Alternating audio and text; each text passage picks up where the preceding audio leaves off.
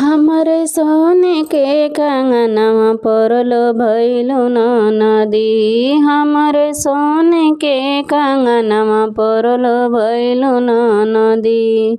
लो भइलु नदी हो मोहइलु नदी।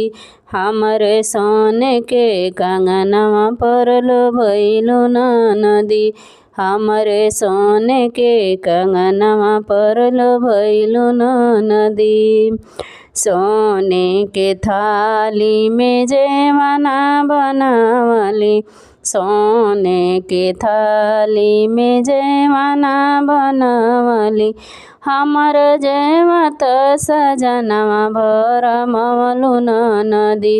हमर जेवत जेवनवा भरमवलु नदी। हमर सोने के कंगनवा परलो भइलु नदी। लो भइलु नदी हो मोहइलु नदी। हमरे सोने के कंगनवा परलो भइलु नदी।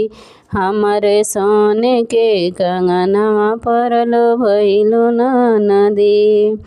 झझरे गेड़ुआ गंगा जल पानी।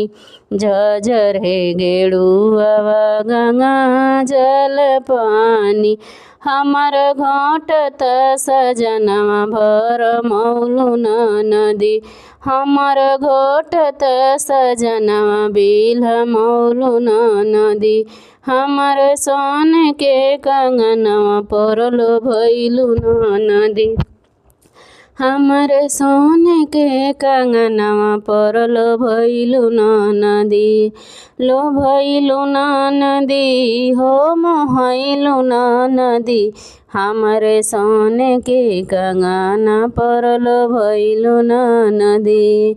लाइची इलायची कबीरवा जोरवली। लाइची इलायची कबीरवा जोरवली। हमर कुचत सजनवा भरमवलु नदी। हमर कुचत सजनवा बिलमवलु नदी। हमर सोने के कंगना परलो भइलु नदी। लो भइलु नदी हो मोहइलु नदी।